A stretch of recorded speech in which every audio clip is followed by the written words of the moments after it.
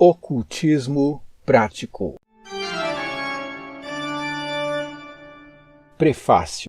As citações de que é composto o artigo seguinte não foram originalmente extraídas com vistas à publicação, podendo por isso parecer algo desconexas. Foram primeiramente publicadas como uma seleta teosófica, na esperança de que os leitores aproveitassem as sugestões e fizessem eles mesmos seus livros de citações diárias a partir de excertos, preservando dessa maneira um registro duradouro dos livros lidos e tornando a sua leitura de valor prático. Seguindo este plano, o leitor poderia resumir o essencial do livro, segundo o que lhe tivesse chamado a atenção. O método de ler uma série de citações a cada manhã, tentando viver durante o dia segundo as citações lidas e meditando sobre as mesmas nos momentos livres, também se sugere como proveitoso para o estudante sério.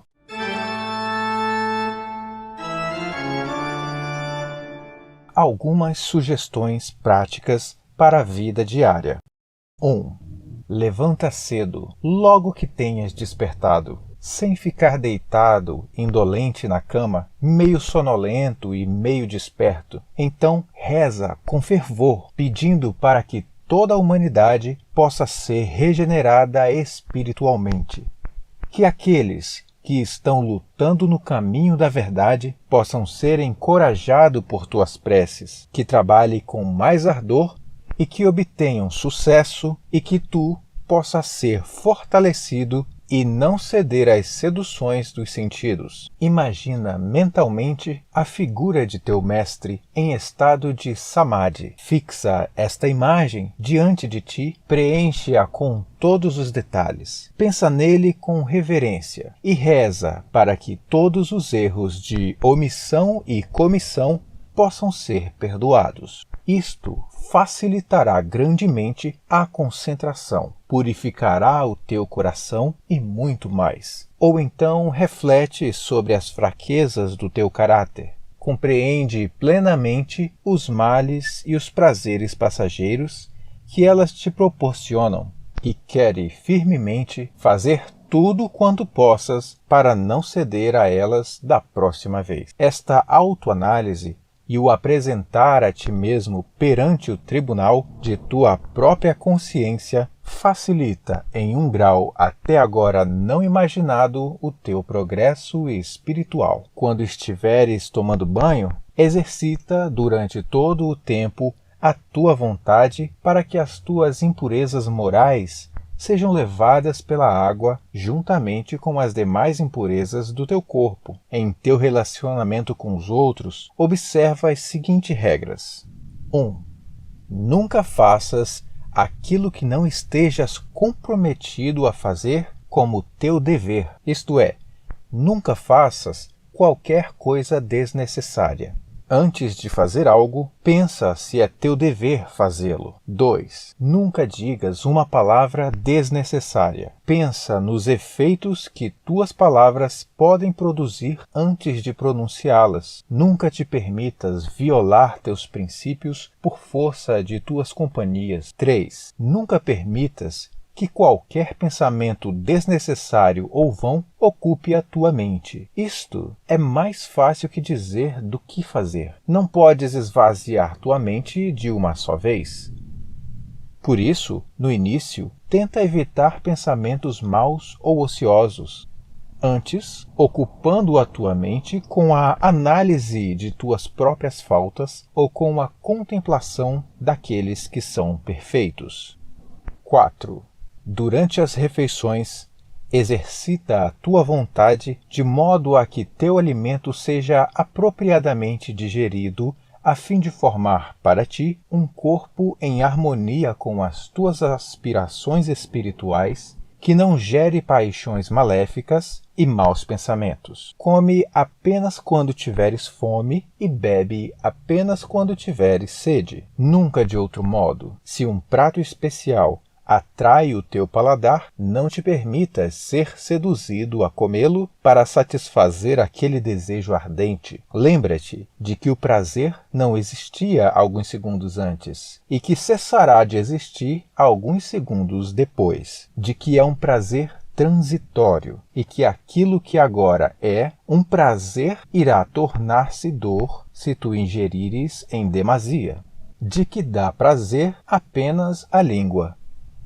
Lembra-te de que, se te afligires em demasia para obter tal prato, e te permitires ser seduzido por ele, não terás qualquer tipo de pudor para consegui-lo, de que, uma vez que existe outro objeto que te possa trazer felicidade eterna, convergir teus desejos para algo transitório é pura tolice, de que tu não és nem o corpo, nem os sentidos, e, portanto, o prazer e as dores que eles experimentam jamais poderão realmente te afetar e assim por diante.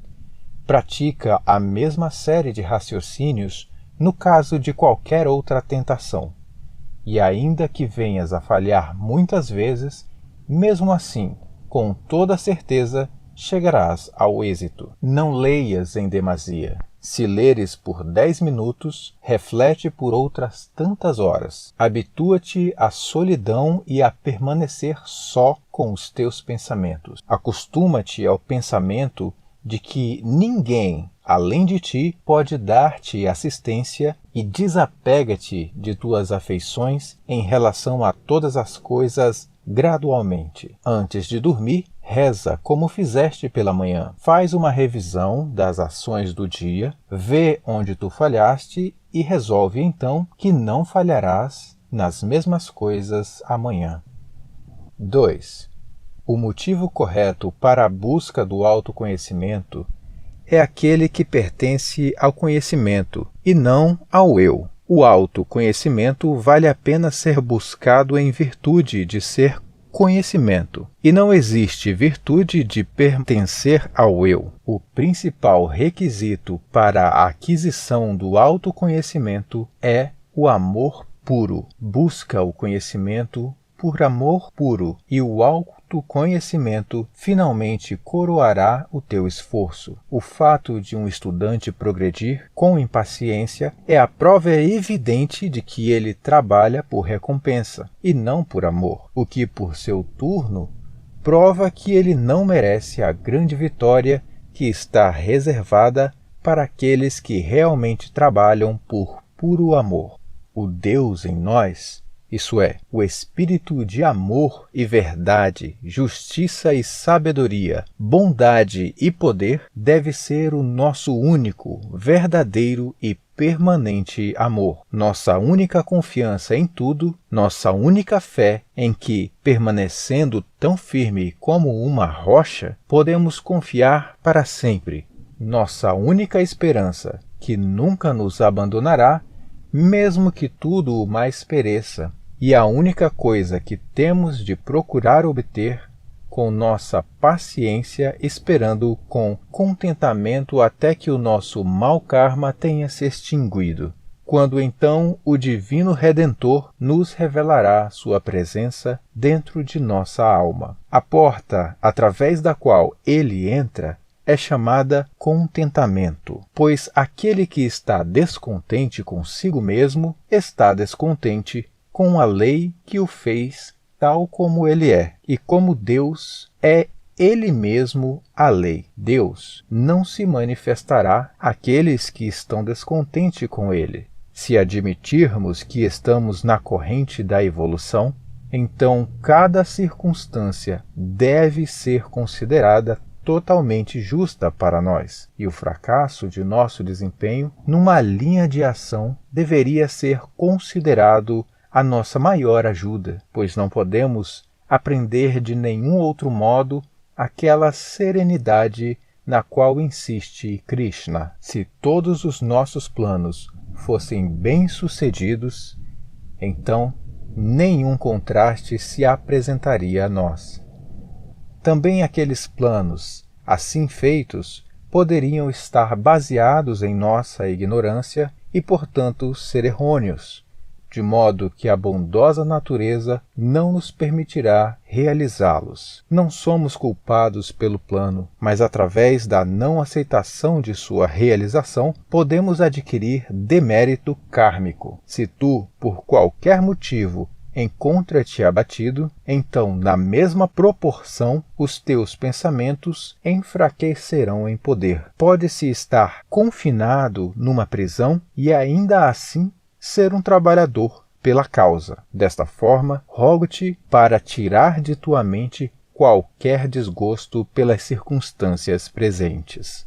Se conseguires olhar para tudo isso justamente como sendo aquilo que tu de fato desejaste, então isso não apenas fortalecerá os teus pensamentos, como também atuará reflexivamente sobre o teu corpo, tornando-o mais forte.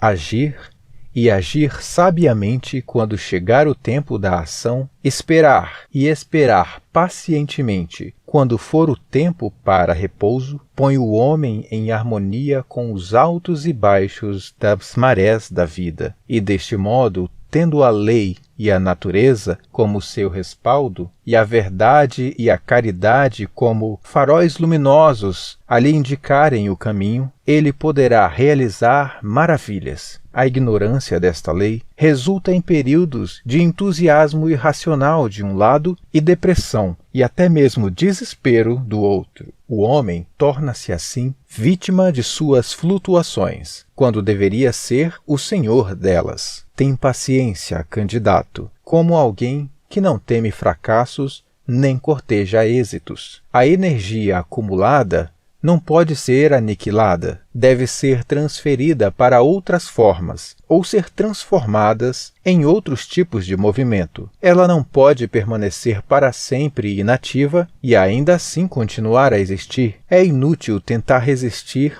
a uma paixão que não podemos controlar. Se a sua energia acumulada não for conduzida para outros canais, crescerá até que se torne mais forte que a vontade e mais forte que a razão. Para controlá-la, tu tens de conduzi-la para outro canal superior. Desse modo, o amor por alguma coisa vulgar pode ser modificado, transformando-o em amor por algo elevado, e o vício pode ser transmutado em virtude, e o seu curso for alterado. A paixão é cega, vai para onde for conduzida, e a razão é um guia mais seguro para ela que o instinto. A ira contida, ou o amor, acabará por descobrir algum objeto sobre o qual descarregar sua fúria. De outro modo, poderá produzir uma explosão que destruirá o seu agente. Após a tempestade, vem a bonança. Os antigos diziam que a natureza tem aversão ao vácuo. Não podemos destruir ou aniquilar uma paixão. Se ela for expulsa, uma outra influência elemental tomará o seu lugar. Não deveríamos, portanto, tentar destruir o inferior nem por algo em seu lugar, mas, de fato, deveríamos substituir o inferior pelo superior, o vício pela virtude e a superstição pelo conhecimento. 3. Aprende que não há cura para o desejo, que não há cura para a busca de recompensa, que não há cura para o sofrimento de estar ansioso por algo, a não ser fixando a visão e a audição naquilo que é invisível e inaudível. O homem tem de acreditar na sua capacidade inata de progredir. Não deve se atemorizar ao considerar a grandeza de sua natureza superior, nem se deixar arrastar pelo seu inferior ou material. Todo o passado nos mostra que as dificuldades não devem servir de desculpa para o desânimo, muito menos para o desespero. De outro modo, o mundo não teria as muitas maravilhas da civilização. A força de vontade para seguir adiante é a primeira necessidade daquele que escolheu seu caminho. Onde pode ela ser encontrada? Olhando-se ao redor, não é difícil ver onde outros homens encontram sua força. A sua fonte é a convicção profunda. Abstente porque é correto abster-se, não para te conservares limpo. O homem que luta contra si mesmo e vence a batalha, só pode fazê-lo quando sabe que naquela luta ele está fazendo aquilo que vale a pena ser feito.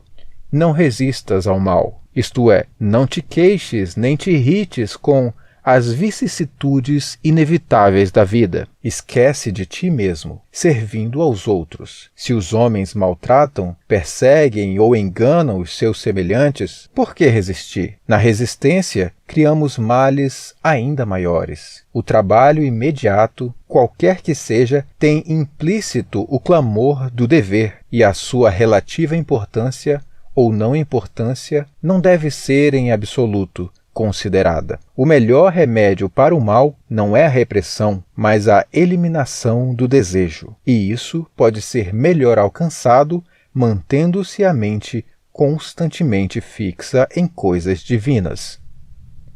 O conhecimento do eu superior é solapado quando se deixa a mente comprazer-se com os objetos dos sentidos desgovernados. Nossa própria natureza é tão vil, orgulhosa, ambiciosa e tão cheia de seus próprios apetites, julgamentos e opiniões que, se as tentações não a dominassem, ela se deterioraria irremediavelmente. Portanto, somos tentados até o fim para que possamos conhecer a nós mesmos e ser humildes. Sabe que a maior das tentações é a de não ter tentação alguma. Por esse motivo, alegra-te quando elas te assaltarem, e com resignação, paz e constância, resiste a elas. Sente que tu não tens que fazer nada para ti mesmo, mas que certas tarefas são designadas para ti pela divindade, as quais tu tens de cumprir. Deseja a Deus, e não algo que Ele possa proporcionar-te. Tudo o que deva ser feito tem de ser feito, mas não com o propósito de satisfazer-se com o fruto da ação. Se todas as ações de uma pessoa forem executadas com a plena convicção de que não tem qualquer valor para o agente, mas que devem ser efetuadas simplesmente porque têm de ser feitas, em outras palavras, porque está em nossa natureza agir, então a personalidade egoísta em nós se enfraquecerá cada vez mais, até que chegue a apaziguar-se, permitindo ao conhecimento revelar o eu verdadeiro a brilhar em todo o seu esplendor. Não se deve permitir que a alegria ou a dor afaste a pessoa do seu firme propósito. Até que o Mestre te escolha para vir a ele, esteja com a humanidade, trabalhando de modo altruísta pelo seu progresso e evolução. Somente isto pode trazer verdadeira satisfação. O conhecimento aumenta na proporção do seu uso, isto é, quanto mais ensinamos, mais aprendemos. Portanto, buscador da verdade, com a fé de uma criancinha e a vontade de um iniciado, compartilha daquilo que tens com aquele que nada possui para confortá-lo em sua jornada. Um discípulo tem de recorrer de maneira inequívoca que a própria ideia de direitos individuais nada mais é que a manifestação da natureza venenosa da serpente do eu. Ele jamais deverá considerar o outro homem como alguém passível de ser criticado ou condenado, nem tampouco poderá o discípulo elevar sua voz em autodefesa ou desculpa. Nenhum homem é teu inimigo, nenhum homem é teu amigo.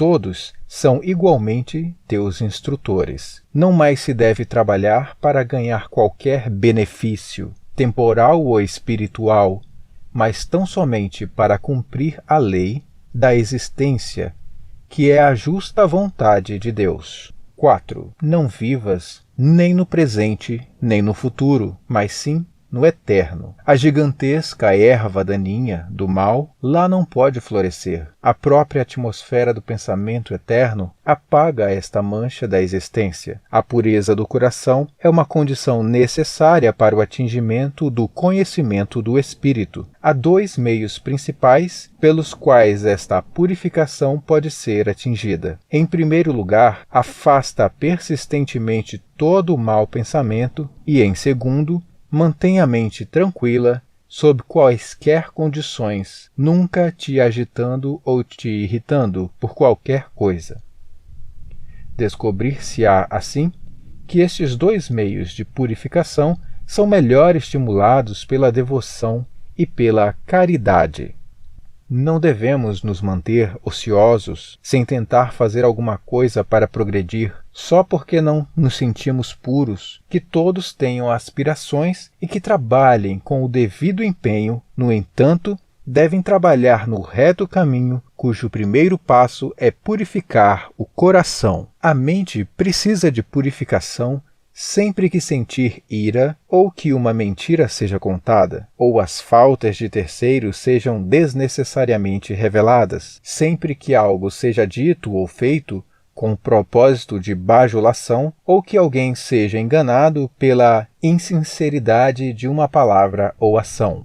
Aqueles que aspiram pela salvação devem evitar a luxúria, a ira e a cobiça, e devem cultivar uma corajosa obediência às Escrituras, estudar a filosofia espiritual e cultivar a perseverança na sua realização prática. Aquele que deixa-se levar por motivos egoístas não pode entrar num céu onde os motivos pessoais não existem. Aquele que não se preocupa com o céu, mas que se sente contente onde se encontra, já está no céu, enquanto o descontente irá clamar pelo céu em vão. Não ter desejos pessoais é estar livre e feliz. E a palavra céu não pode significar outra coisa a não ser um estado no qual a liberdade e a felicidade existam. O homem que pratica ações benéficas, motivado por uma expectativa de recompensa, não fica feliz a não ser que a recompensa seja obtida, e uma vez obtida essa recompensa, sua felicidade cessa.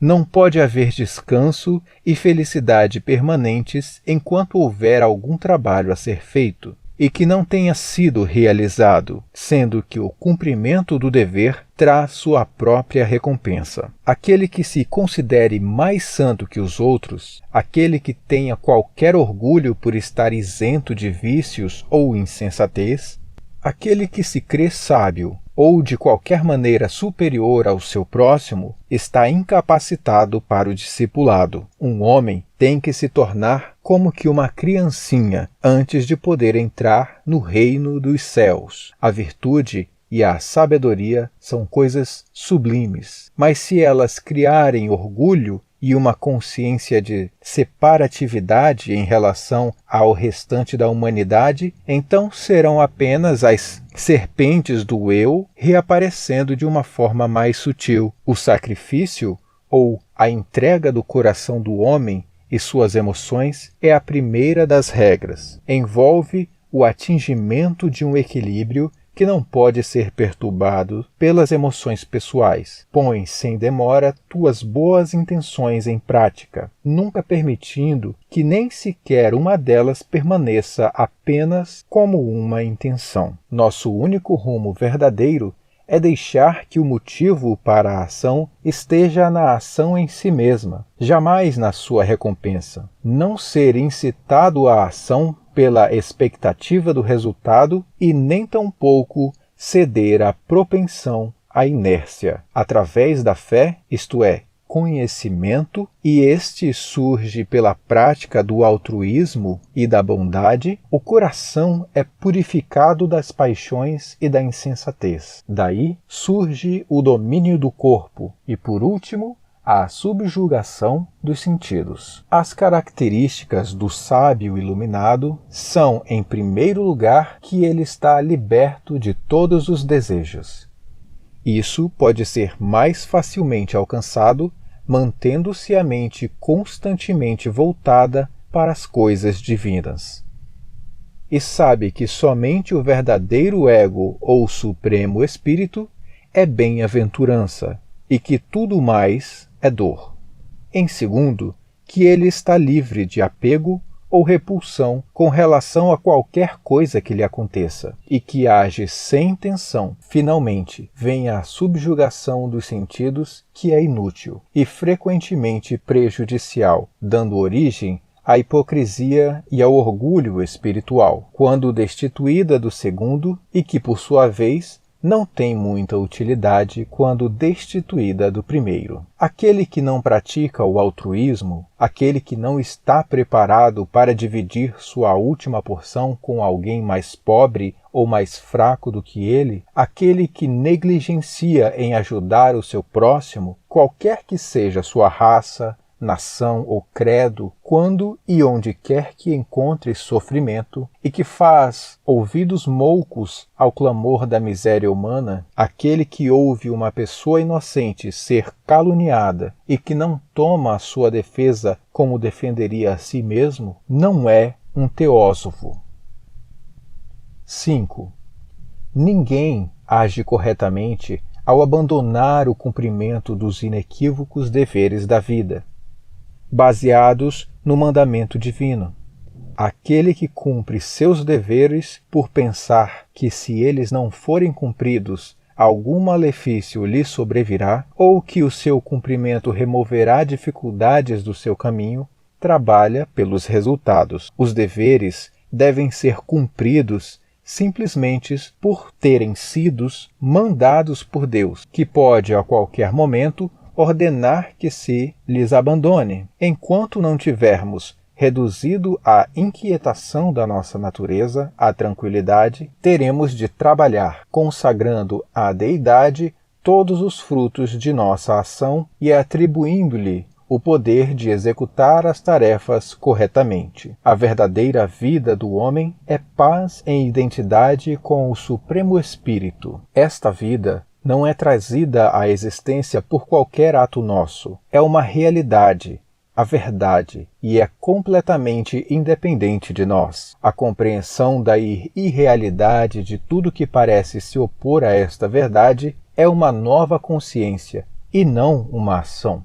A libertação do homem não está de modo algum relacionada às suas ações. Na medida em que as ações promovem a compreensão de nossa total inabilidade para emancipar a nós mesmos da existência condicionada, elas são úteis. Após a compreensão desse estágio, as ações se tornam mais obstáculos do que auxílio. Aqueles que trabalham em obediência aos mandamentos divinos, sabendo que o poder para assim trabalhar é um dom de Deus e que não é uma parte da natureza autoconsciente do homem, alcançam a liberdade em relação à necessidade de ação. E então o coração puro é preenchido pela verdade e é percebida a identidade com a deidade. O homem tem de primeiramente se livrar da ideia de que ele realmente faz alguma coisa, sabendo que todas as ações ocorrem nas três qualidades da natureza e de modo algum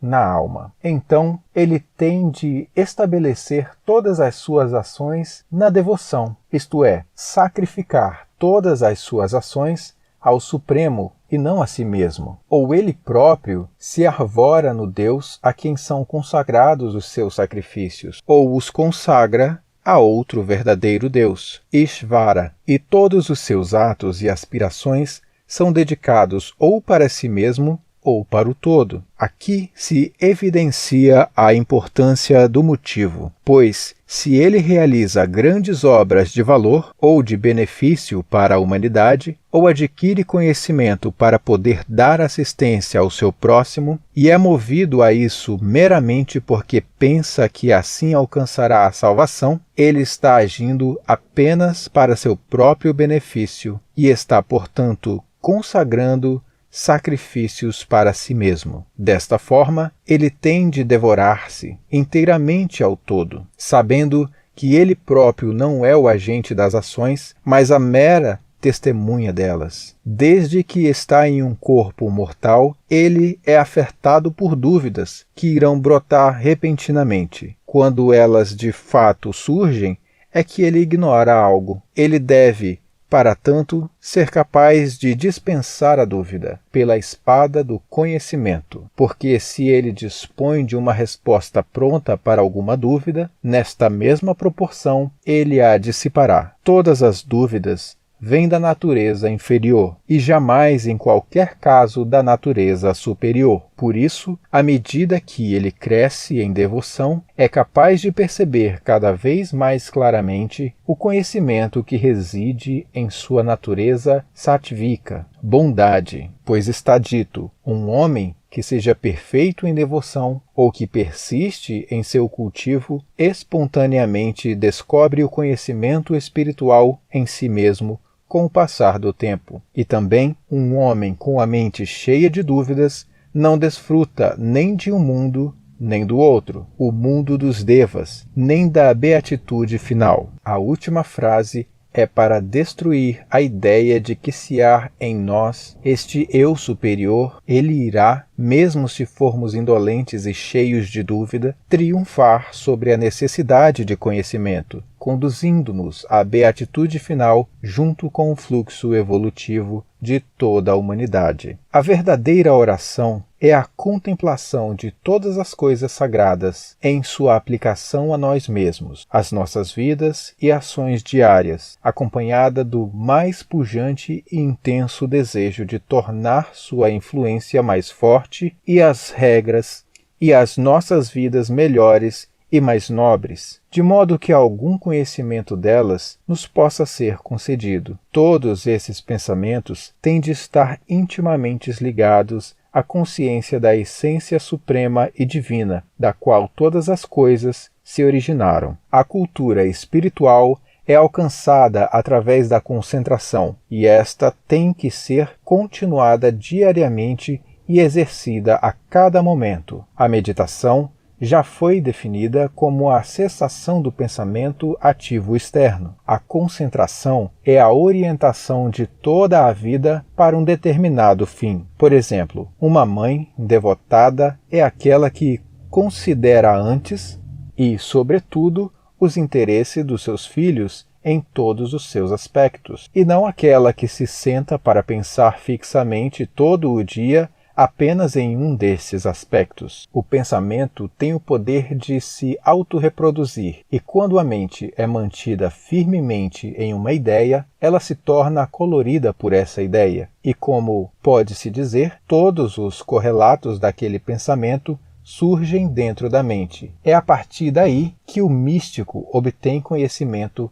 acerca de qualquer objeto no qual ele pense constantemente em fixa contemplação. Eis a razão das palavras de Krishna: pensa constantemente em mim, depende somente de mim, e tu certamente virás a mim. A vida é o grande instrutor, é a grande manifestação da alma, e a alma manifesta o Supremo. Daí todos os métodos serem bons e serem todos apenas parte do grande objetivo que é a devoção. A devoção é o êxito na ação. Diz o Bhagavad Gita: os poderes psíquicos, à medida que surgem, devem também ser usados, pois eles nos revelam as leis, mas o valor desses poderes não deve ser exagerado, nem os seus perigos ignorados. Aquele que se fia nele é como um homem que dá passagem ao orgulho e ao triunfo porque atingiu o primeiro patamar dos píncaros que ele se propôs a escalar. 6. É uma lei eterna que o homem não pode ser redimido por um poder exterior a si mesmo. Se isso tivesse sido possível, um anjo poderia há muito ter visitado a Terra, proferido verdades celestiais e, pela manifestação de faculdades de uma natureza espiritual, provado uma centena de fatos à consciência do homem, os quais ele ignora. O crime é cometido pelo espírito, tão verdadeiramente quanto pelos atos do corpo. Aquele que, por qualquer motivo, odeia outras pessoas, que ama a vingança,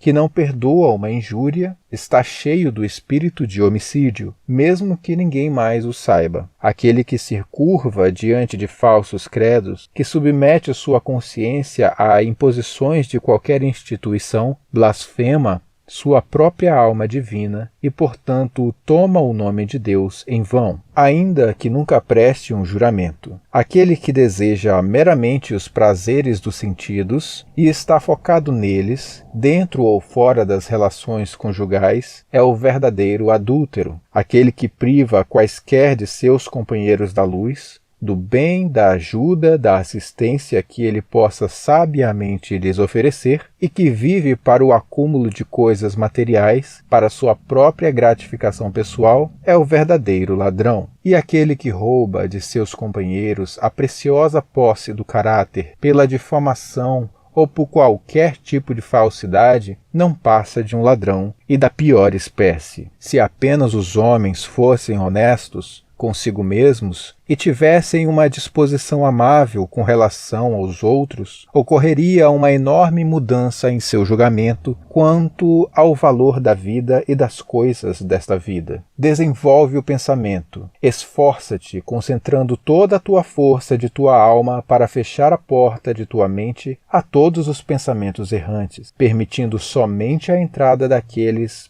presumidamente capazes de revelar-te a irrealidade da vida dos sentidos e a paz do mundo interno. Pondera dia e noite sobre a irrealidade de tudo que te rodeia e de ti mesmo. O surgimento de pensamentos maus é menos injurioso do que o de pensamentos ociosos e indiferentes, porque quanto aos pensamentos maus, tu estás sempre em guarda, e tendo tu mesmo te determinado a lutar e vencê-los, esta determinação ajuda a desenvolver o poder da vontade. Pensamentos indiferentes, no entanto, servem apenas para distrair a atenção e desperdiçar energia. A primeira grande e fundamental ilusão que tu tens de vencer é a identificação de ti mesmo como o corpo físico. Começa por pensar neste corpo como nada mais do que a casa na qual tu tens de viver durante algum tempo, e depois disso tu jamais cederás às suas tentações. Tenta também, com firme esforço, conquistar as proeminentes fraquezas de tua natureza pelo desenvolvimento de pensamentos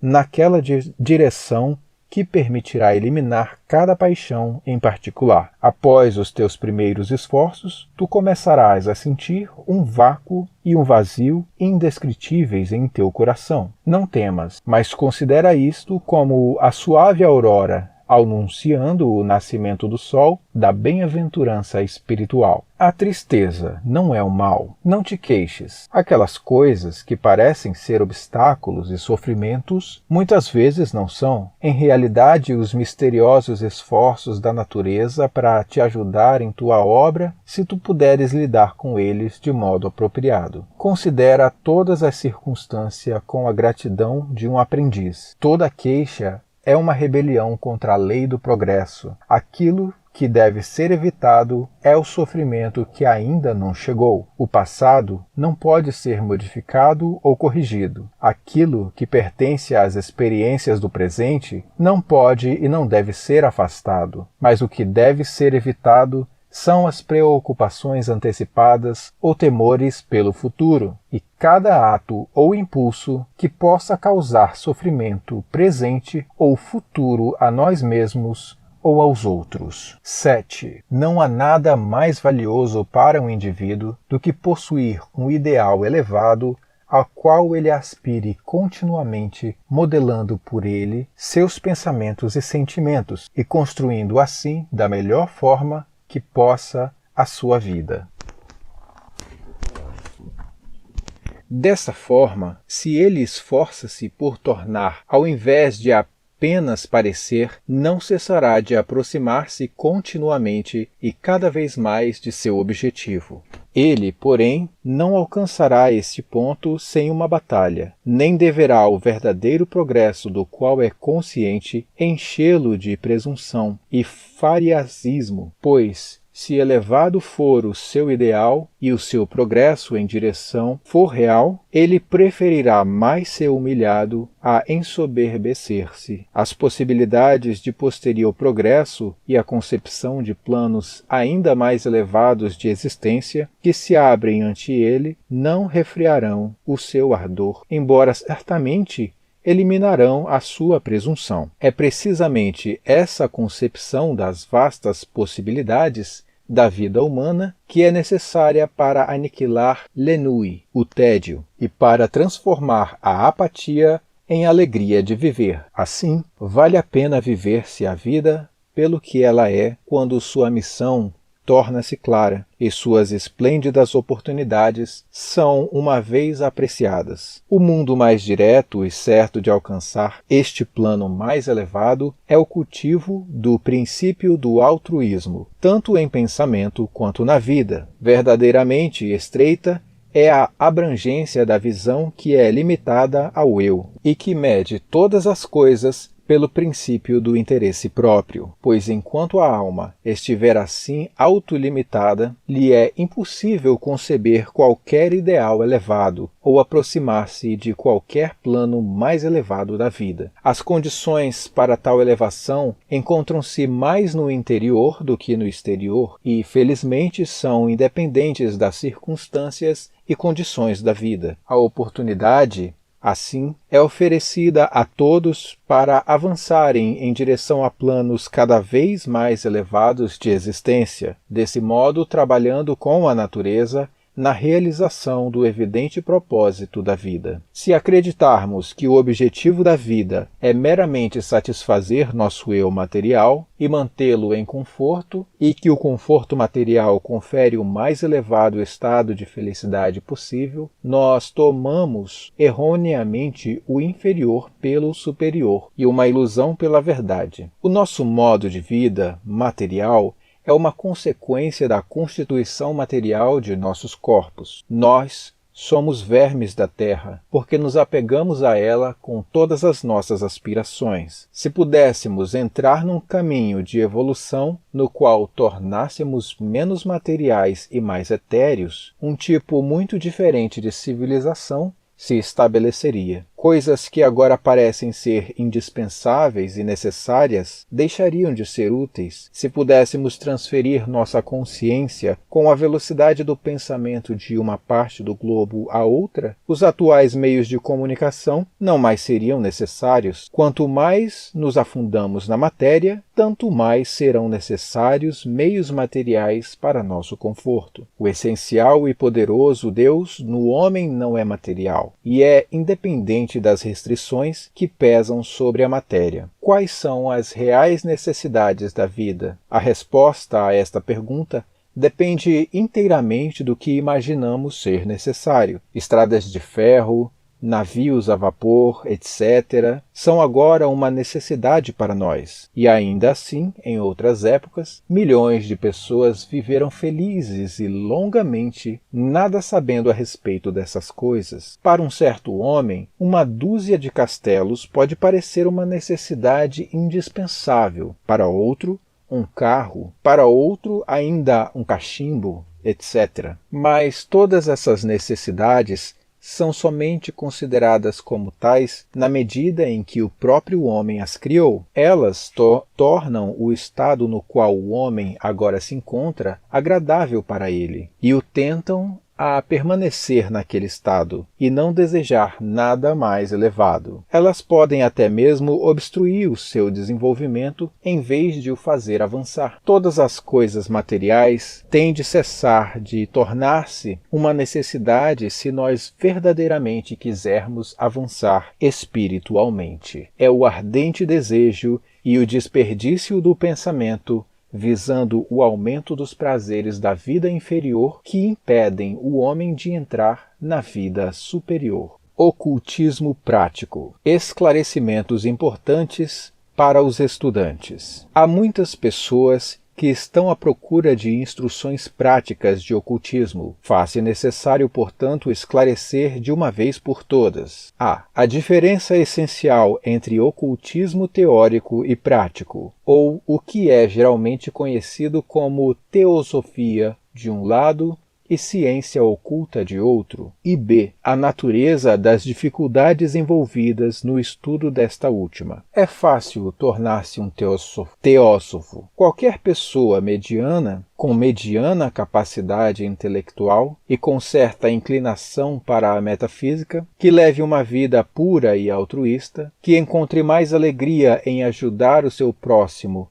do que em receber ajuda para si mesmo, que esteja sempre pronta a sacrificar os seus prazeres pessoais em benefício dos outros, que ame a verdade, a bondade e a sabedoria simplesmente pelo que são em si mesmas e não pelo benefício que delas possa auferir, é um teósofo. Algo completamente diferente, porém, é trilhar o caminho que conduz ao conhecimento do que é bom fazer, assim como ao reto discernimento entre o bem e o mal. Um caminho que também conduz um homem até aquele poder através do qual ele pode fazer o bem que deseja, muitas vezes sem precisar, aparentemente, levantar um dedo sequer. Além do mais, há um fato importante do qual o estudante deve inteirar-se, que vem a ser a enorme e quase ilimitada responsabilidade assumida pelo instrutor, por causa do discípulo, dos gurus do Oriente, que ensinam aberta ou secretamente, até os poucos cabalistas nas terras do Ocidente, que arcam com a responsabilidade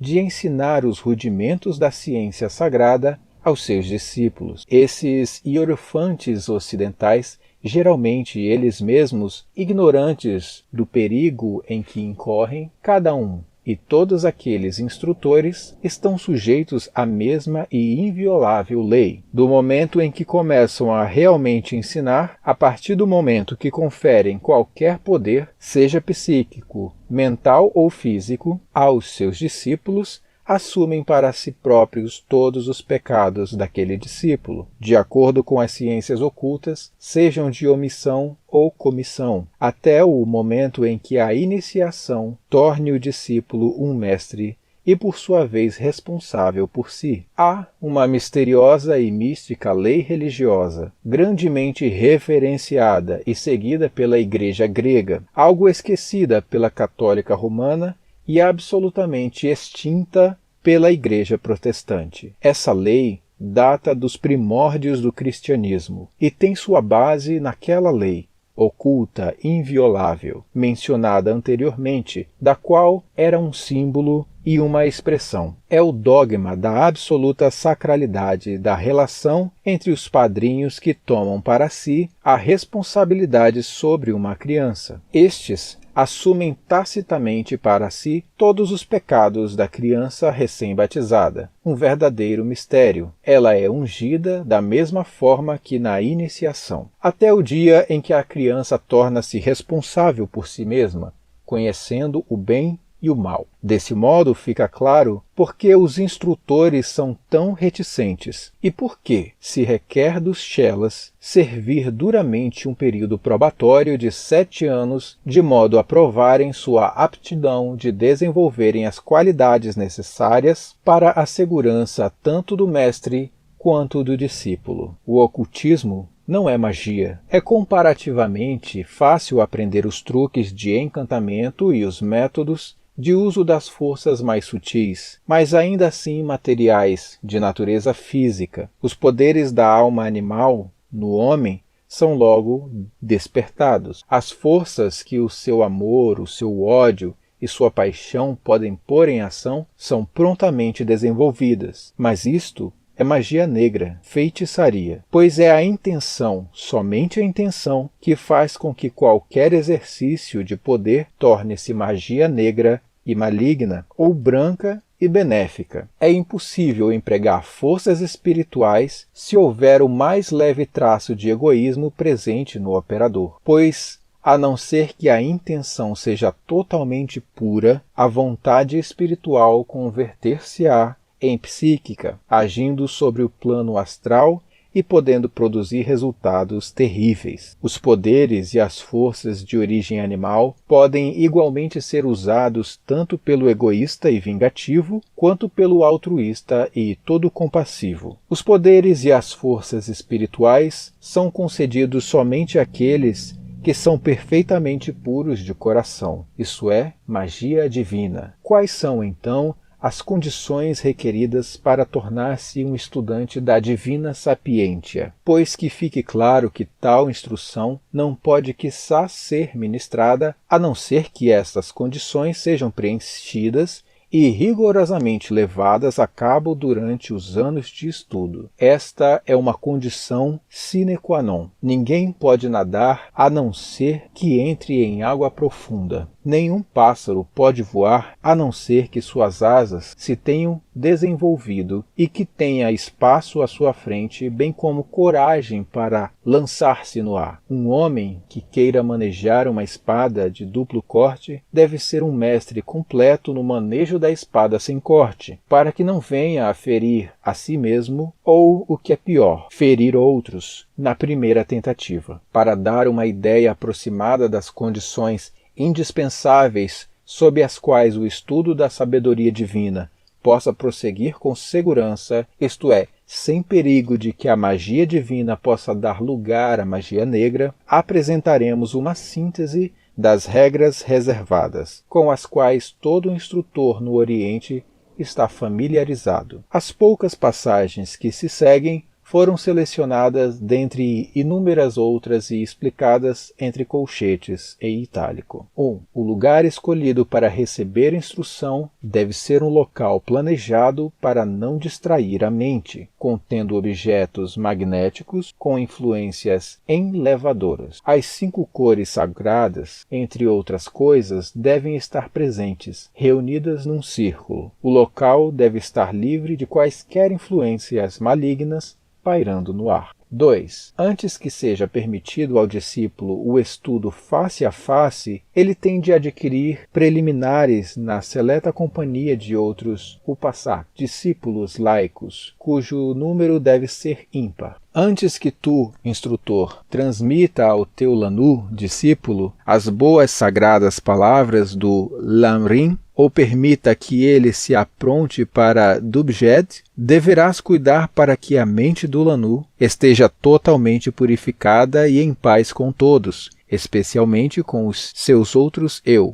De outro modo, as palavras de sabedoria e da boa lei dispersar-se-ão e serão levadas pelo vento. Durante o estudo, os upasakas devem se manter unidos como os dedos de uma mão. Tu imprimirás em suas mentes que tudo quanto possas ferir um, deverá ferir os outros. E se o regozijo de um não encontrar eco nos corações dos demais, então as condições exigidas estão ausentes e é inútil prosseguir.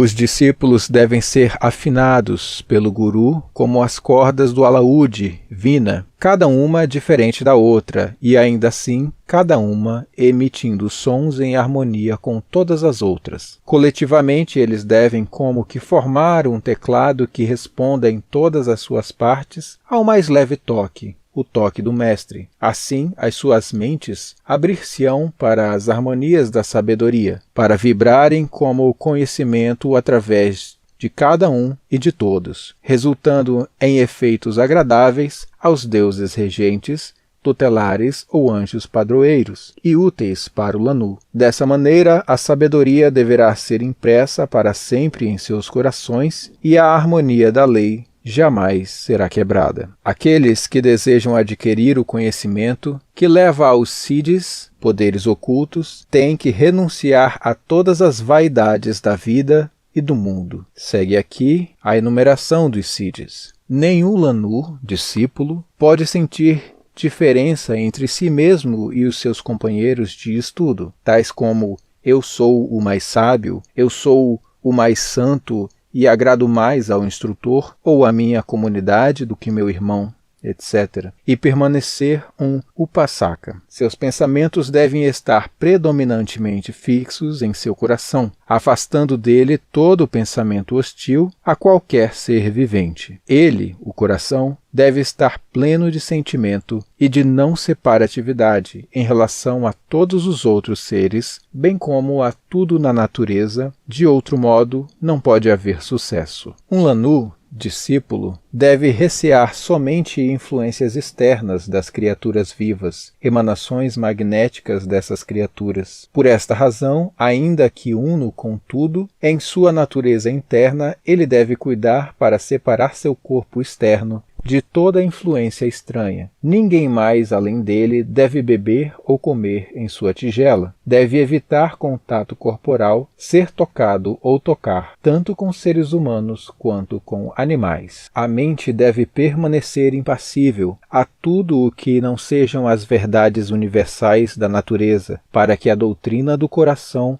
não se torne apenas a doutrina do olho, por exemplo, o ritualismo esotérico vazio. Nenhum alimento animal de qualquer espécie, nada que contenha vida em si, deve ser consumido pelo discípulo. Não deve ser usado vinho, álcool ou ópio, pois estes são como os lamaim, maus espíritos, que se prendem ao incauto e devoram sua compreensão. A meditação, a abstinência, a observação dos deveres morais, pensamentos gentis, boas ações e palavras amáveis, assim como boa vontade para com todos e um total esquecimento do eu, são os meios mais eficazes de se obter conhecimento e preparar-se para a recepção da sabedoria superior. Somente devido à estrita observância das regras precedentes pode o Lanu esperar adquirir em seu devido tempo os siddhis dos arhats, o crescimento que o faz gradualmente se tornar uno com o todo universal. Estes 12 fragmentos foram extraídos de 73 regras, as quais seria inútil enumerar, uma vez que não teriam qualquer significado na Europa. Mas mesmo estas poucas são suficientes para mostrar as imensas dificuldades que obstruem o caminho daquele aspirante a Upasaka, que tenha nascido e crescido no Ocidente. Toda a educação ocidental, e especialmente a inglesa, traz instintivamente o princípio de competição e disputa. Cada criança é instada a aprender mais rapidamente, a ultrapassar seus companheiros e a suplantá-los de todo modo possível. Cultiva-se continuamente a assim chamada rivalidade amistosa, e o mesmo espírito é cultivado e fortalecido em cada detalhe da vida. Tendo sido educado com tais ideias desde a infância, como pode um ocidental vir a sentir-se como os dedos de uma mão em relação a seus companheiros de estudo? Estes companheiros também não são de sua própria escolha, nem ele os elege por simpatia e preferência pessoais. Eles são escolhidos por seu instrutor por motivos muito distintos, e aquele que deseja se tornar um aprendiz deve primeiramente ser forte o bastante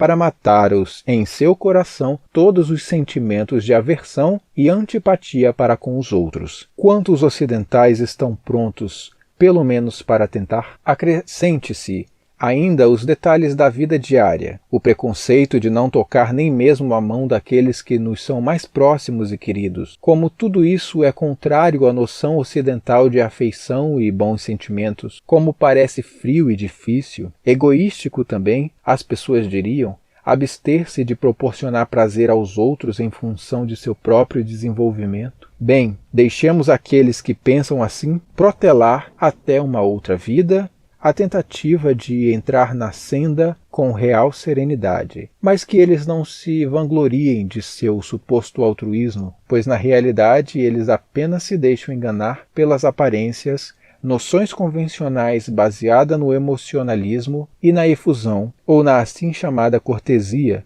coisas da vida irreal e não os ditames da verdade.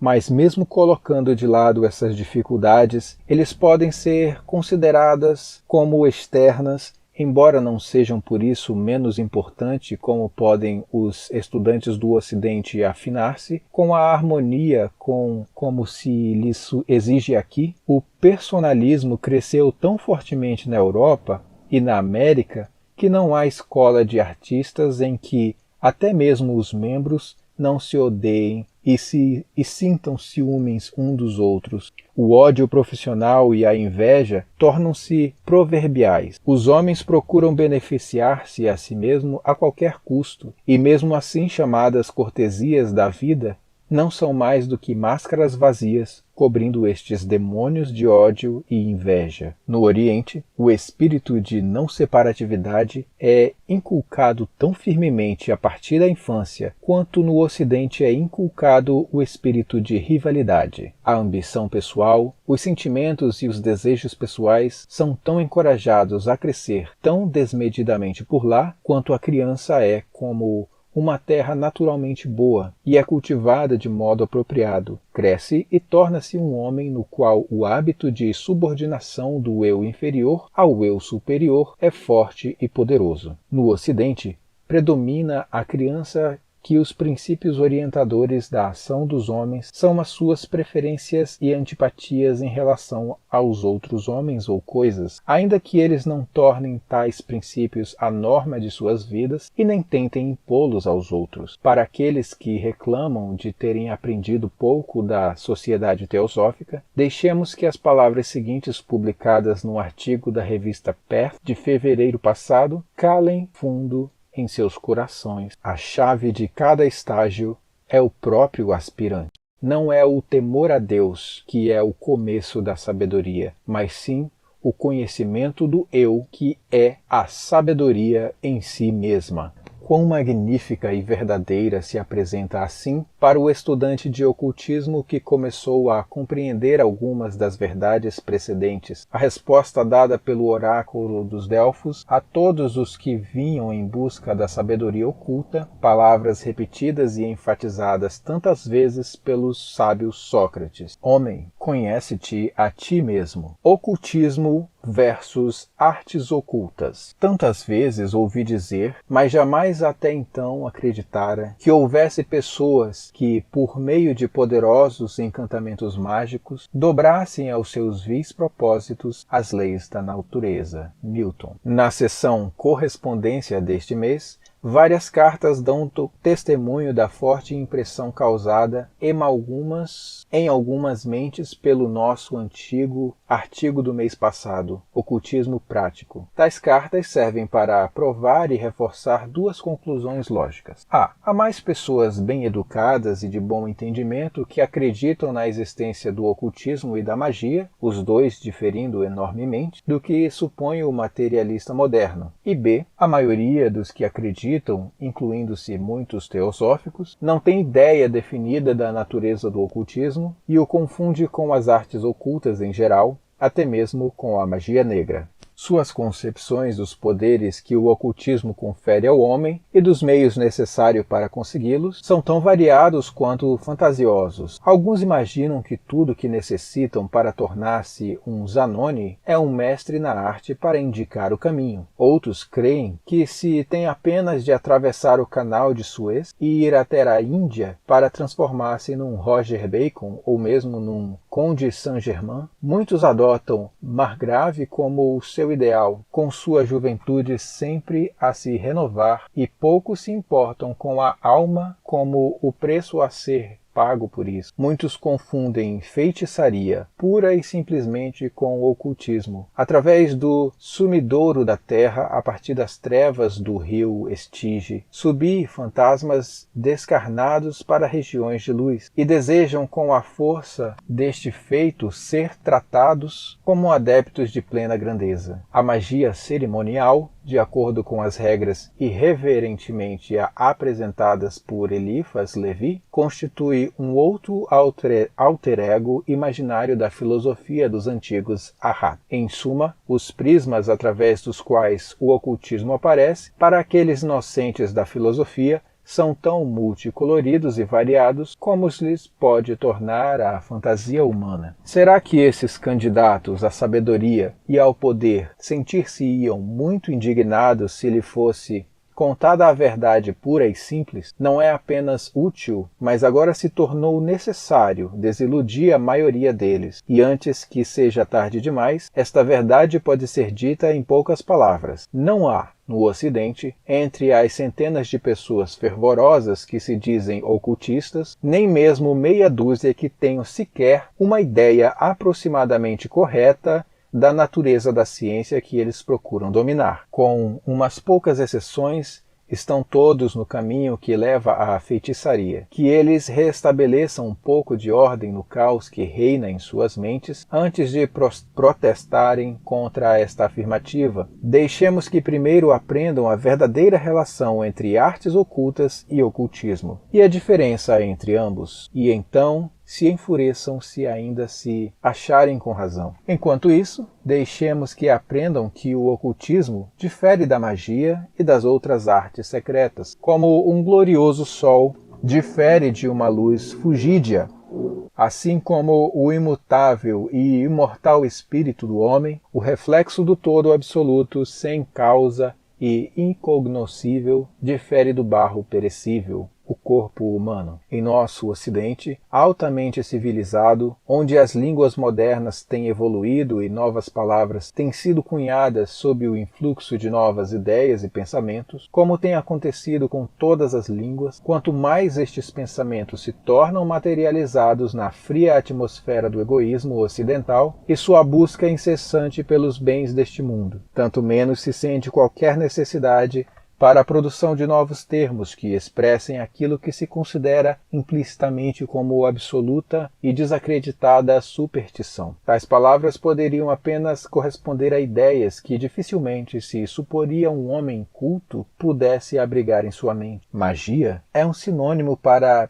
prestidigitação, feitiçaria, um sinônimo para ignorância crassa, e ocultismo, os tristes restos mortais de perturbados filósofos medievais do fogo, dos Jacobs Boemes e os San Martins, expressões que se acredita mais que amplamente suficientes para cobrir todo o campo da falcatrua. São termos de desprezo e geralmente usado apenas com relação à escória e aos resíduos das idades das trevas e dos períodos de éons de paganismo que os precederam. Por isso, não possuímos termos na língua portuguesa para definir e matizar a diferença entre tais poderes paranormais e as ciências que levam à posse deles, com a refinada precisão que é possível nas línguas orientais, preeminentemente o sânscrito. O que palavras como milagre, encantamento, palavras afinal idênticas em significado, já que ambas expressam a ideia de produzir coisas maravilhosas transgredindo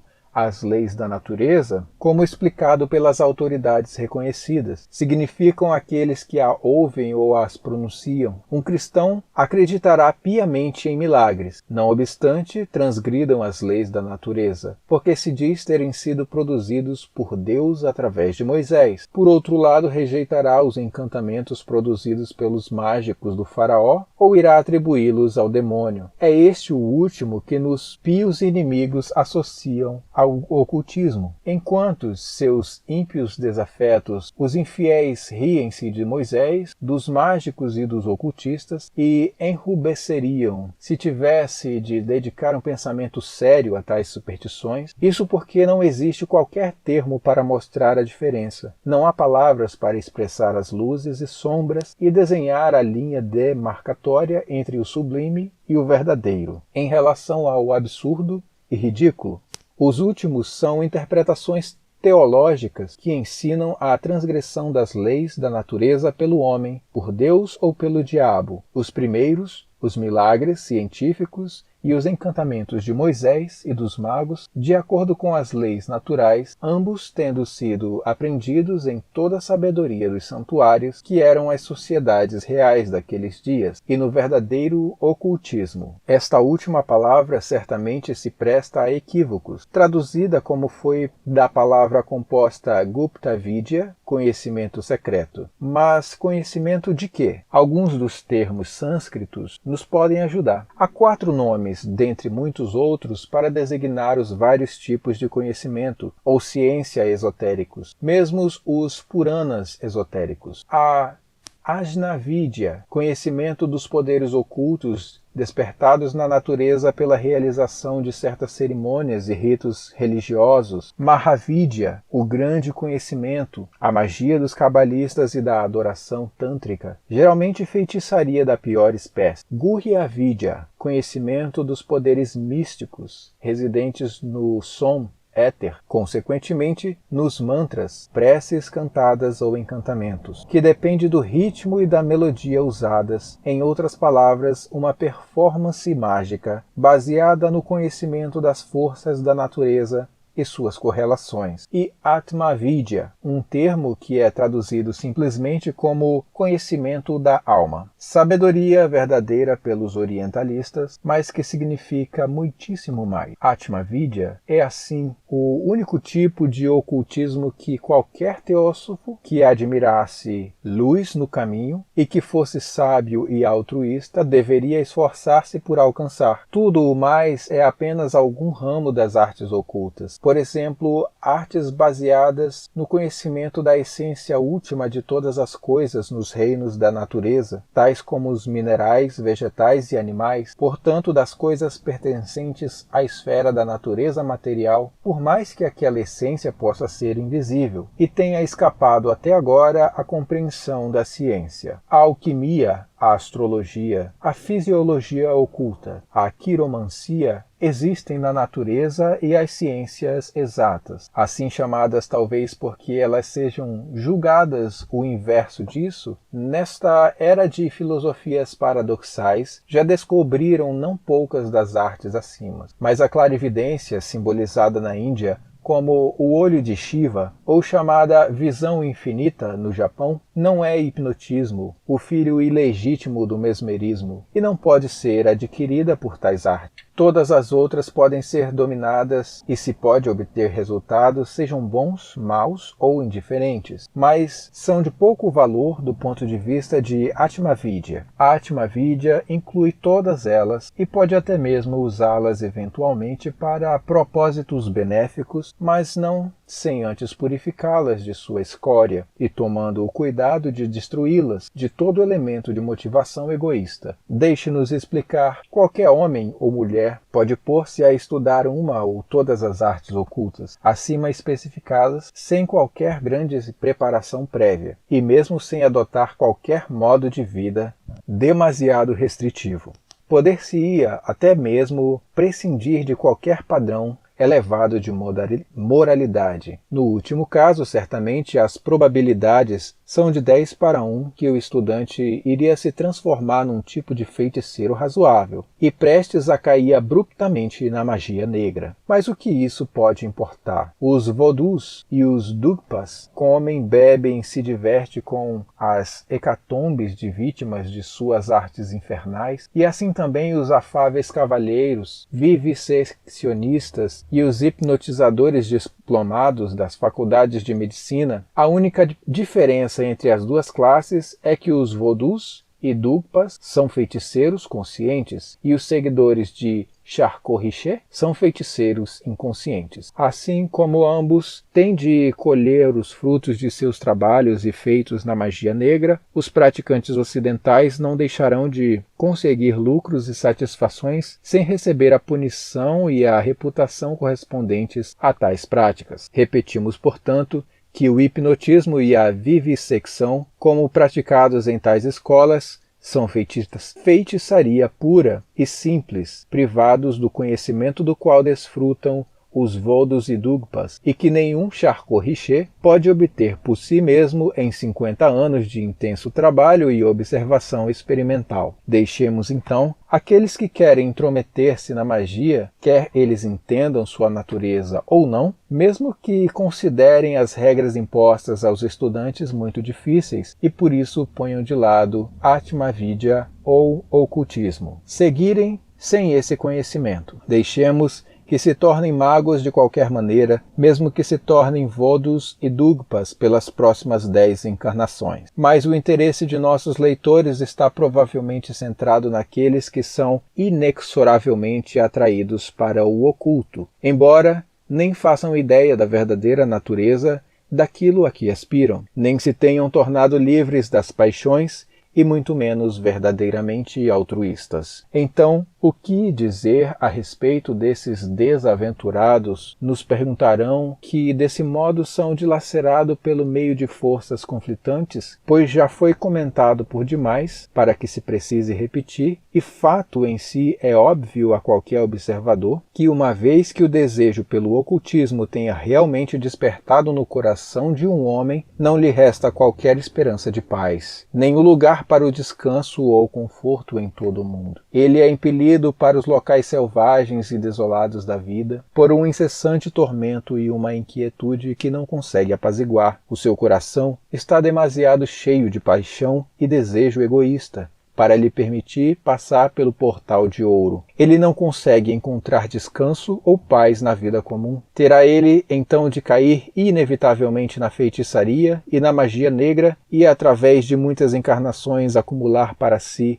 um karma terrível? Não há outro caminho para ele? Certamente que há. Respondemos que ele não aspire a mais do que aquilo que se sinta capaz de realizar, que ele não recolha, que ele não escolha carregar um fardo pesado demais para si, sem nem mesmo exigir dele que se torne um Mahatma, um Buda ou um grande santo. Deixe-se que estude a filosofia e a ciência da alma, e ele poderá tornar-se um dos modestos benfeitores da humanidade, sem qualquer dos poderes super-humanos. Os Siddhis, ou poderes do Arhat, são reservados unicamente para aqueles que são capazes de consagrar sua vida, sujeitar-se aos terríveis sacrifícios exigidos por um tal treinamento e sujeitar-se a ele ao pé da letra. Que eles saibam que, de uma vez por todas, e lembrem sempre que o verdadeiro ocultismo, ou teosofia, é a grande renúncia ao eu, incondicional e absolutamente, tanto em pensamento como em ação. É altruísmo, e também lança aquele que o pratica totalmente para fora do cômputo das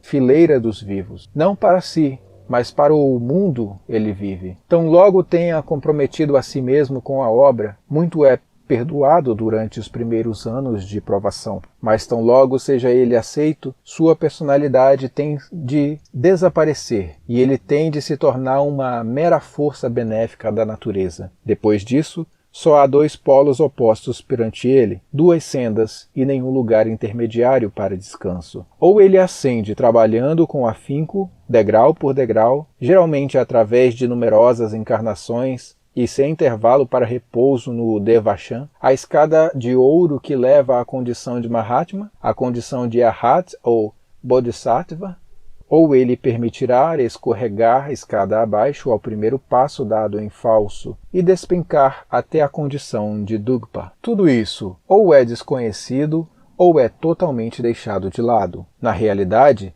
aquele que é capaz de seguir a evolução silenciosa das aspirações preliminares dos candidatos, com frequência descobre estranhas ideias que vão mansamente tomando posse de suas mentes. Há aqueles cujas faculdades de raciocínio foram tão distorcidas por influências estranhas que imaginam que as paixões animais podem ser de tal modo sublimadas e elevadas que sua fúria, força e fogo podem, por assim dizer, ser dirigidas para dentro, que elas podem ser armazenadas e reprimidas em seu peito até que sua energia seja não expandida, mas direcionada para propósitos mais elevados e mais sagrados, isto é, até que sua força coletiva e não expandida permita ao seu possuidor entrar no verdadeiro santuário da alma e lá permanecer na presença do Mestre, o Eu Superior. Em nome deste propósito, eles não lutarão com suas paixões, nem as matarão.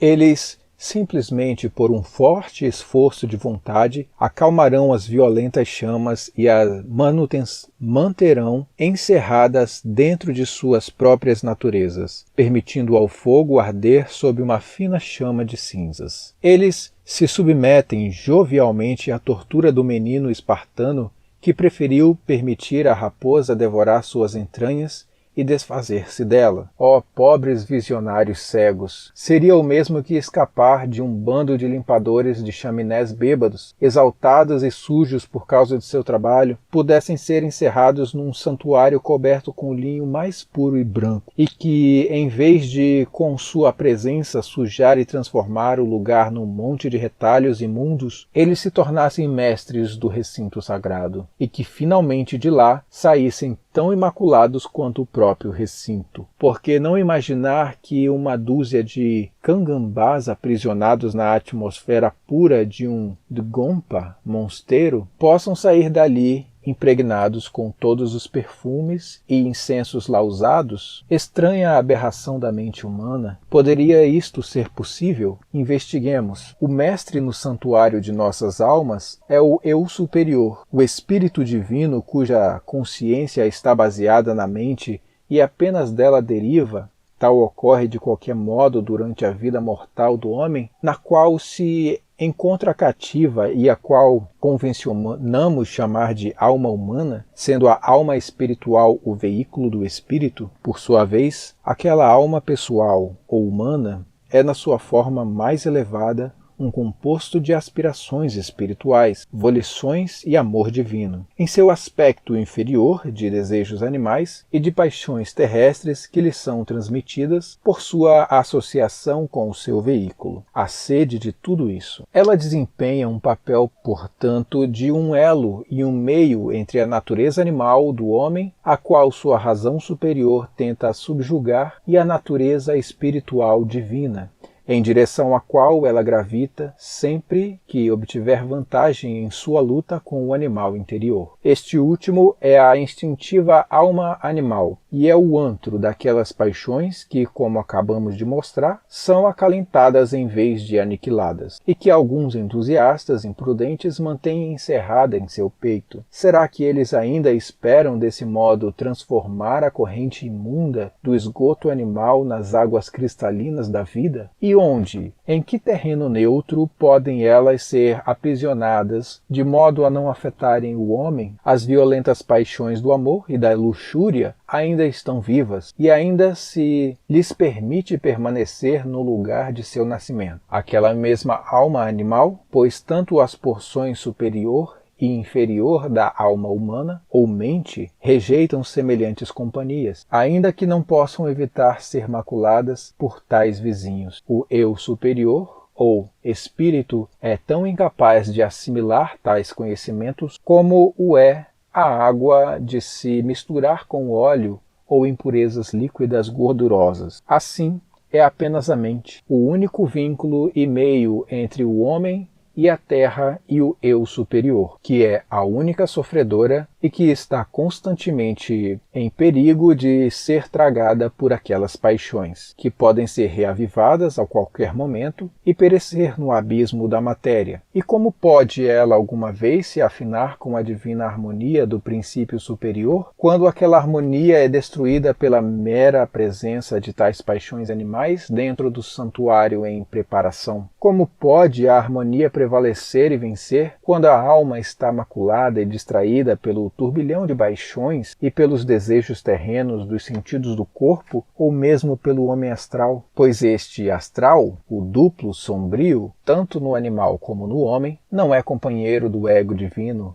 mas do corpo terrestre. É um vínculo entre o eu pessoal, a consciência inferior de Manas e o corpo, e é o veículo da vida transitória, não da vida imortal. Tal qual a sombra projetada pelo homem, eles seguem seus movimentos e impulsos servil e mecanicamente, apoiando-se assim na matéria sem jamais ascender ao espírito. Somente quando o poder das paixões estiver totalmente morto e elas tiverem sido esmagadas e aniquiladas na retorta de uma vontade inquebrável, quando não apenas toda luxúria e desejos da carne estiverem mortos, mas também quando o reconhecimento do eu pessoal tiver sido aniquilado e o astral, consequentemente, tiver sido reduzido a zero, é que pode ocorrer a união com o eu superior. Assim, quando o astral refletir apenas o homem conquistado, o que ainda vive, mas que não mais deseja, a personalidade egoísta, então o brilhante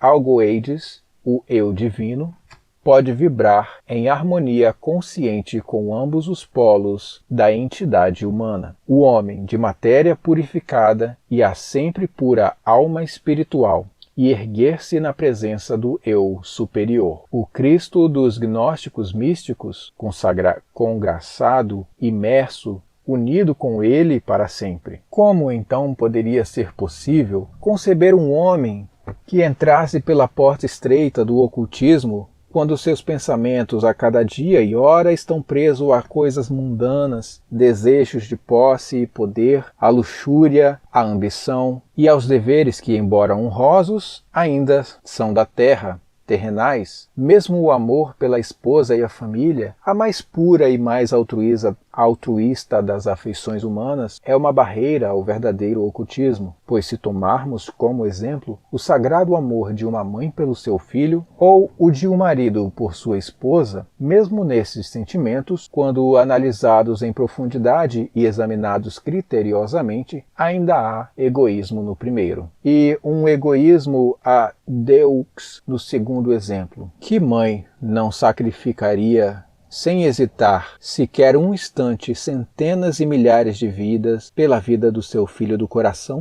Que amante ou marido digno deste nome não destruiria a felicidade de qualquer outro homem ou mulher ao seu redor para satisfazer o desejo daquela a quem ele ama? Mas isso é natural, dirão. Certamente, do ponto de vista das afeições humanas, mas não à luz do princípio daquele amor divino universal. Pois enquanto o coração estiver cheio de pensamentos voltados para um pequeno grupo de eus, que nos são próximos e caros, que valor terá o resto da humanidade em nossas almas? Que porcentagem de amor e cuidado permanecerá para dispensar a grande órfã? E como a ainda pequena voz far-se-á ouvida numa alma totalmente ocupada por seus propósitos inquilinos privilegiados? Que espaço resta ali, onde possam as necessidades da humanidade imprimir-se em bloco ou mesmo receber uma rápida resposta? E ainda assim, aquele que poderia lucrar com a sabedoria da mente universal tem que alcançá-la através do todo da humanidade, sem distinção de raça, cor, religião ou posição social. É o altruísmo e não o egoísmo que, em sua concepção mais nobre e legal, que pode levar o indivíduo a fundir o seu pequeno eu no eu universal. É para estas necessidades e para esta obra que o verdadeiro discípulo do verdadeiro ocultismo tem de se devotar se quiser alcançar a teosofia, a sabedoria e o conhecimento divinos. O aspirante tem de escolher absolutamente entre a vida do mundo e a vida do ocultismo. É inútil e vão empenhar-se em unir os dois, pois ninguém pode servir a dois mestres e satisfazer a ambos. Ninguém pode servir ao seu corpo e à alma superior e cumprir com suas obrigações familiares e deveres universais, sem privar um do outro de seus direitos, pois ou ele dará ouvidos à ainda pequena voz e lhe fará em ouvir os apelos de seus pequeninos, ou ouvirá apenas os desejos destes e permanecerá surdo à voz da humanidade. Isto seria uma luta incessante e enlouquecedora para quase todo homem cansado que estivesse procurando o verdadeiro ocultismo prático, em vez de sua filosofia teórica, pois ele encontrar-se-ia sempre hesitante entre a voz impessoal do divino amor pela humanidade e a do amor terreno pessoal. E isso só poderia conduzi-lo a falhar em um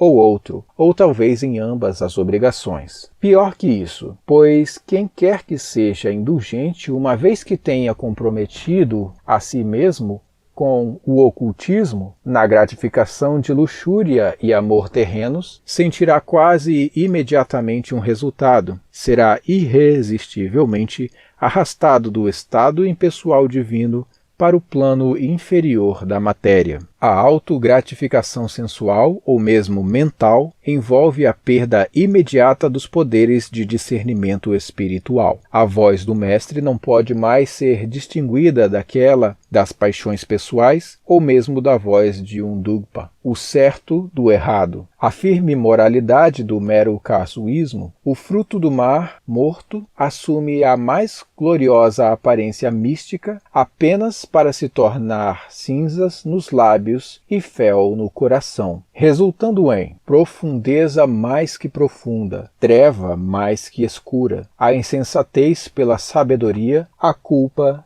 pela inocência, a angústia pelo êxtase e pela esperança o desespero.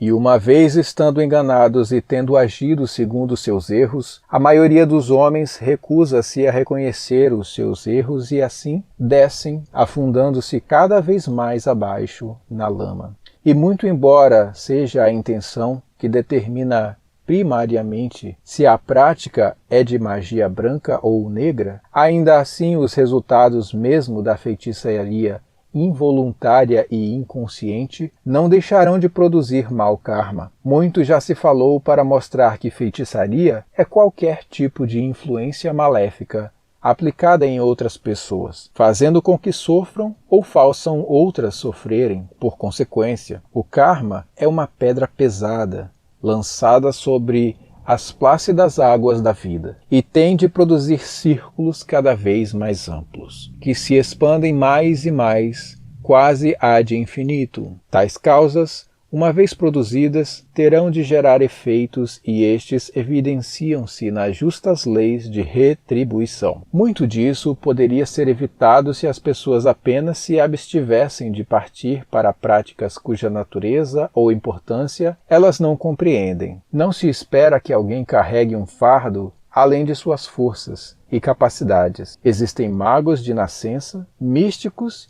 e ocultistas de nascimento, por direito de herança direta de uma série de encarnações e eons de sofrimentos e fracassos. Estes são a prova de paixões, por assim dizer. Nenhum fogo de origem terrena pode inflamar quaisquer de seus sentidos ou desejos. Nenhuma voz humana pode encontrar resposta em suas almas, exceto o grande clamor da humanidade. Apenas estes podem ter certeza do sucesso, mas somente podem ser encontrados em lugares distantes e ermos. E eles passam pelas estreitas portas do ocultismo porque não carregam qualquer bagagem de sentimentos humanos transitórios consigo. Livram-se do sentimento da personalidade inferior, paralisaram desse modo animal astral e assim a porta de ouro, conquanto estreita, se abre ante eles. Tal não ocorre com aqueles que ainda precisam carregar por várias encarnações os fardos do pecado cometido em vidas prévias e mesmo em suas vidas atuais. Para esses, a não ser que prossigam com grande cuidado, a porta de ouro da sabedoria pode ser transformada na porta larga, o espaçoso caminho que conduz à perdição, e por muitos são os que entram por ele. Esta é a porta das artes ocultas, praticadas por motivos egoístas, e sem contar com a moderadora e benéfica influência de Atma Vidya. Estamos no período de Kali Yuga, e sua influência fatal é 1000 vezes mais poderosa no Ocidente do que no Oriente. Daí as presas fáceis dos poderes da Idade das Trevas, neste conflito cíclico, e as muitas ilusões com as quais o mundo está agora labutando. Uma destas é a relativa facilidade com que os homens fantasiam poder alcançar o portal e atravessar o umbral do ocultismo sem qualquer grande sacrifício. É o sonho da maioria dos teósofos, sonho inspirado pelo desejo de poder pelo egoísmo pessoal, e não são tais sentimentos que poderão conduzi-los à meta desejada, pois, como bem enunciado por aquele que se crê ter sacrificado a si mesmo pela humanidade, estreita é a porta e apertado é o caminho que conduz à vida eterna. e, portanto, poucos são os que o encontram. Tão apertado na realidade que é a simples menção de algumas das dificuldades preliminares, os apavorados candidatos ocidentais viram as costas e recuam tremendo. Que parem por aqui e não façam mais tentativas em sua grande fraqueza, pois se enquanto viram as costas à porta estreita, eles são arrastados por seu desejo pelo oculto, um passo que seja na direção da porta espaçosa e mais convidativa daquele mistério dourado que brilha na luz da ilusão, pior para eles. Só podem ser levados aos domínios inferiores do estado de Dugpa, e certamente logo encontrar-se-ão naquela via fatale do inferno, por sobre cujos portais Dante gravou estas palavras. Por mim se entra no reino das dores, por mim se chega ao padecer eterno, por mim se vai à condenada gente. Dante Alighieri.